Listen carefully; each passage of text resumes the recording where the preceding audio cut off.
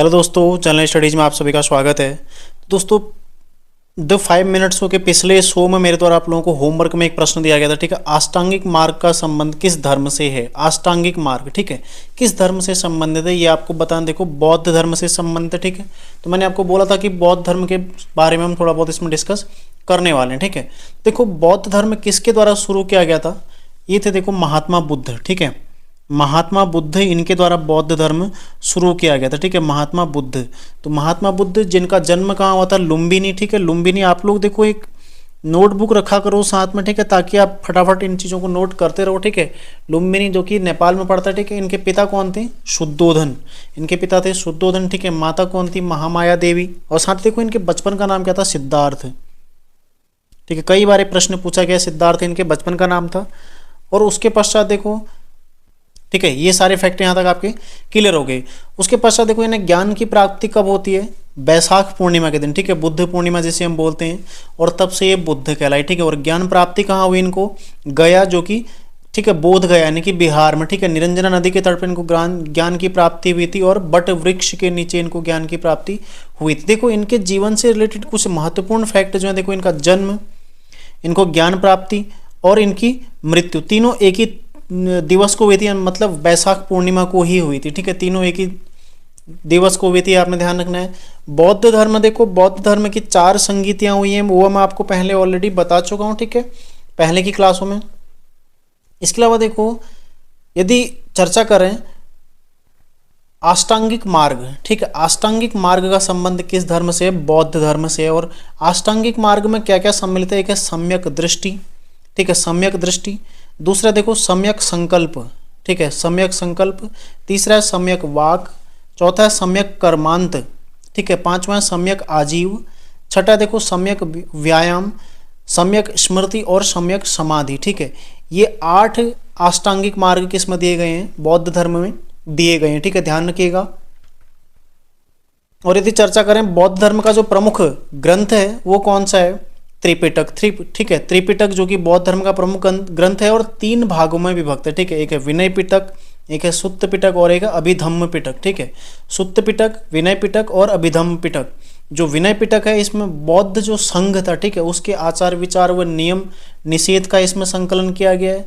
देखो, सुत्त पिटक में क्या है, बुद्ध के उपदेश, ठीक है, बुद्ध के द्वारा जो उपदेश दिए गए, जो संवाद दिए गए थे, ठीक है, उनका उसमें संकलन दिया गया। और जो अभिधम्म पिटक है, इसमें देखो बुद्ध के आध्यात्मिक व दार्शनिक विचारों का संकलन उसमें दिया गया। ठीक है, ध्यान रखिएगा। तो इस प्रकार अष्टांगिक मार्ग का संबंध किस धर्म से हो जाएगा, बौद्ध धर्म से। ठीक है, अगला देखो, निम्नांकित में जल में घुलनशील विटामिन समूह कौन सा है। ठीक है, तो जल में घुलनशील कौन है, इसमें जो सही आंसर है, ठीक है, विकल्प बी। ठीक है, बी और सी। तो विटामिन बी और सी क्या है, जल में घुलनशील है। बाकी जो अन्य विटामिन है, विटामिन ए, ठीक है, विटामिन ए, डी, ई और के, ये चारों किस में घुलनशील है, वसा में। ठीक है, ये चारों वसा में घुलनशील हैं।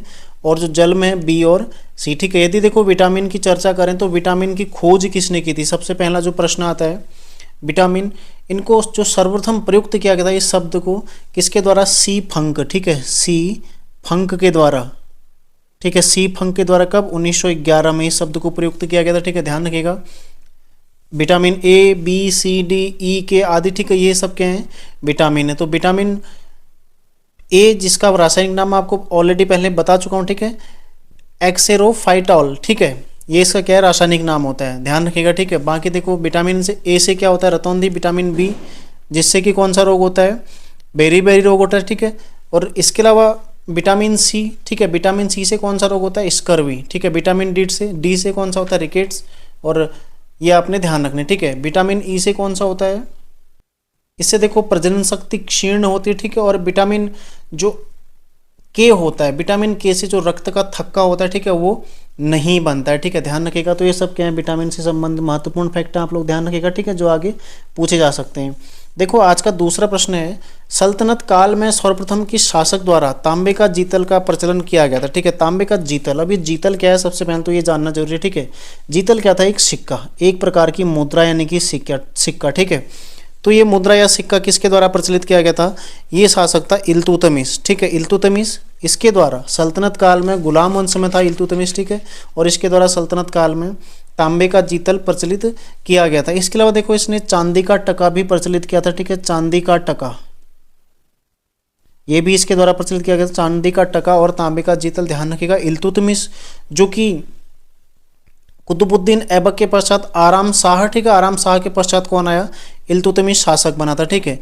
और इसके अलावा देखना इसके बारे में जो महत्वपूर्ण फैक्ट है, इसको तुर्की शासन का वास्तविक संस्थापक भारत में माना जाता है, ठीक है, भारत में गुलाम वंश का वास्तविक संस्थापक भी इसी को माना जाता है, ठीक है। कुतुब मीनार को इसी के द्वारा पूर्ण किया गया था, ठीक है। साथ ही इक्ता प्रथा, पहले ये प्रश्न पूछा गया, ठीक है, इक्ता प्रथा ये भी किसके द्वारा शुरू की गई थी, इल्तुतमिश के द्वारा शुरू की गई थी, ठीक है। इसमें मतलब जो सैनिक होते थे उनको वेतन के बदले भूमि प्रदान की जाती है, ठीक है। इक्ता, इक्ता क्या है, एक अरबी शब्द है, इसका मतलब क्या होता है, भूमि होता है, ये आपने ध्यान रखना है। और इसके अलावा देखो जो महत्वपूर्ण एक इसमें प्रश्न है, इसके द्वारा एक दल 40 है, ठीक है, चहलगानी दल का गठन किया गया था, सरदारों का एक 40 सरदारों का दल था, ठीक है, चहलगानी दल का इसके द्वारा गठन किया गया था। और इल्तुतमिश को भारत में गुंबद निर्माण का पिता भी कहते हैं, ठीक है, ये भी आपने ध्यान रखना है। तो सारे फैक्ट इल्तुतमिश के हमारे कवर हो चुके हैं। अगला प्रश्न हम देखते हैं, भारत में किस वर्ष तक ईस्ट इंडिया कंपनी का शासन प्रभावी रहा। तो कई सारे बच्चों को इसमें डाउट होता है, कई सारे लोग इसको ना 1947 कर देंगे, नहीं 1947 इसका आंसर नहीं होगा, ठीक है। इसका सही आंसर क्या होगा, 1858। यदि देखो 1765 एक वर्ष जब अंग्रेजों को बंगाल की दीवानी प्राप्त हो जाती है, ठीक है, कब होती है, 1765 में। इसके पश्चात देखो 1772 से यहाँ पर प्रॉपर जो शासन है अंग्रेजों के द्वारा किया गया, ठीक है। 1765 से हालांकि शुरू हो गया, जैसे ही दीवानी प्राप्त होगी बंगाल में क्लाइव बन के आता है, ठीक है, उसके पश्चात वहाँ पर द्वैत शासन लगाता है। तो इस काल में देखो दो भागों में आप ब्रिटिश काल को पढ़ते हैं भारत में, जिसमें सबसे पहला होता है कंपनी का काल जो कि 1858 तक चलता है, ठीक है। और उसके पश्चात क्या होता है, ब्रिटेन, सीधा ब्रिटिश काल जो होता है, ये तो कंपनी का शासन हो गया। और यहाँ पर राजा का शासन यानी कि साम्राज्य, ब्रिटिश साम्राज्य किसके माध्यम से, वायसराय के माध्यम से 1947 तक, ठीक है। तो ये काल कंपनी का काल नहीं है, क्योंकि 1858 में आप सभी को पता है 1858 का जब अधिनियम आया उसके माध्यम से कंपनी को समाप्त कर दिया गया, ठीक है। और जो भारत में गवर्नर जनरल था उसको क्या, वायसराय बना दिया गया। तो 1858 के काल तक का भारत में कंपनी का शासन प्रभावी रहा। उसके पश्चात फिर अंग्रेजों का शासन तो प्रभावी था ही था, ठीक है, अंग्रेज तो आ ही रहे हैं। पहले जो ब्रिटिश संसद थी वो देखो कंपनी के माध्यम से यहाँ पर शासन कर रही थी, अब वो डायरेक्ट शासन करने लगी, ठीक है, किसके माध्यम से, वायसराय के माध्यम से। बस यही आपने इसमें समझना है, ठीक है, ध्यान रखिएगा। देखो आज का अगला प्रश्न है प्रश्न संख्या 4। प्रश्न संख्या 4 में क्या दे रखा है, निम्नांकित में कौन सा अनुच्छेद राष्ट्रपति पर महाभियोग से संबंधित है, ठीक है। राष्ट्रपति पर महाभियोग सबसे पहले तो कहाँ से लिया गया राष्ट्रपति पर महाभियोग की प्रक्रिया, ये ली गई देखो यूएसए, ठीक है, अमेरिका से ये ली गई है राष्ट्रपति पर महाभियोग की प्रक्रिया, ठीक है। दूसरा देखो अब कौन सा अनुच्छेद इससे संबंधित है, इसका सही आंसर हो जाएगा विकल्प बी, ठीक है, विकल्प बी यानी कि अनुच्छेद 61 किससे संबंधित है, राष्ट्रपति पर महाभियोग से संबंधित है, ठीक है। इसके अलावा यदि चर्चा करें देखो अनुच्छेद 56 किससे है, ये राष्ट्रपति का पदावधि कितने समय के लिए वो कार्यकाल अपने कार्यकाल पर बना रहेगा, ठीक है, अपने पद पर बना रहेगा, 56 में दिया गया है। 54 देखो किस चीज़ की बात करता है, निर्वाचक मंडल, ठीक है, निर्वाचक मंडल। तो राष्ट्रपति के निर्वाचक मंडल में कौन कौन शामिल होगा, ये 54 में दिया गया, ठीक है। 55 में देखो निर्वाचन की जो रीति है वो दी गई है, एकल संक्रमणीय मतगणना के आधार पर राष्ट्रपति का निर्वाचन होगा, ठीक है। और आर्टिकल 60 में राष्ट्रपति शपथ लेता है, ठीक है, राष्ट्रपति शपथ किस अनुच्छेद के माध्यम से लेता है, आर्टिकल 60 के माध्यम से लेता है, ठीक है, ये भी आपने ध्यान रखना है। और अर्हताएं यानी कि योग्यताएं क्या होनी चाहिए, वो 58 में दिया गया है। तो ये सारे पूछे जाते हैं, ठीक है, तो आप लोगों को इसको अपना कवर करना है, ध्यान रखिएगा, ठीक है।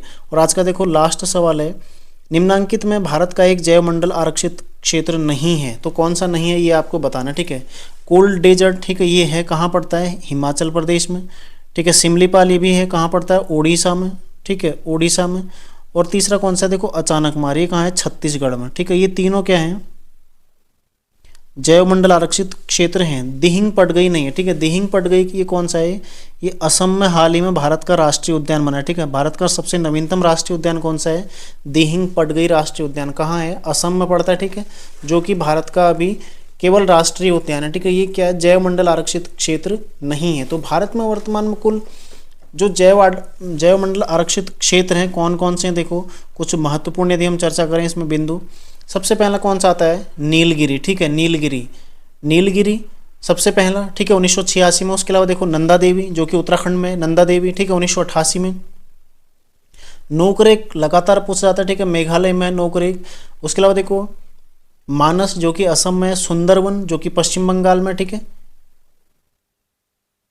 सिमलीपाल है, ठीक है, उड़ीसा में पड़ता है। इसके अलावा देखो देहांग देबांग, ठीक है, ये कहाँ पड़ता है, अरुणाचल प्रदेश में। मैं कुछ महत्वपूर्ण आपको बता रहा हूँ, ठीक है। पंचमढ़ी है मध्य प्रदेश में। इसके अलावा देखो अगस्त्यमल है जो कि तमिलनाडु में पड़ता है, ठीक है। अचानक मार मैं आपको बता ही चुका हूँ। कोल डेजर्ट जो कि हिमाचल प्रदेश में है। पन्ना जो कि मध्य प्रदेश में, ठीक है। ये कुछ महत्वपूर्ण है, बाकी अन्य भी हैं, लेकिन ये आपने ध्यान रखना है, ठीक है, जो आपसे पूछे जा सकते हैं आगे। तो ध्यान रखिएगा। उत्तराखंड से कौन है, एक नंदा देवी, ठीक है, 1988 में इसको घोषित किया गया था, ठीक है। इसको 1988 में जैव मंडल आरक्षित क्षेत्र में शामिल किया गया था, और साथ ही इसको वैश्विक विरासत में भी शामिल किया गया, कब, 1988 में, ठीक है, ध्यान रखिएगा। तो आज की क्लास में इतना ही करते हैं, देखो, ठीक है। और बाकी देखो आपके लिए जो होमवर्क है वो है, आज चंपारण सत्याग्रह किस वर्ष घटित हुआ था, ठीक है। चंपारण सत्याग्रह कब घटित हुआ था ये आपने बताना है। और इसके साथ ही महात्मा गांधी से संबंधित जितने भी महत्वपूर्ण फैक्ट हैं, ठीक है, महात्मा गांधी से संबंधित जितने भी महत्वपूर्ण फैक्ट हैं अगली क्लास में आपके लिए होने वाले हैं। इनके द्वारा कौन कौन सा आंदोलन कब किया गया था, ठीक है, और बाकी सारे महत्वपूर्ण फैक्ट हम इसमें पढ़ने वाले हैं। तो मिलते हैं नेक्स्ट क्लास में दोस्तों। और साथ ही यदि आपको इस वीडियो का PDF चाहिए तो आप दोस्तों डिस्क्रिप्शन लिंक से ले सकते हैं, ठीक है। तो मिलते हैं नेक्स्ट क्लास में। तैयारी आप लोग करते रहिए। धन्यवाद।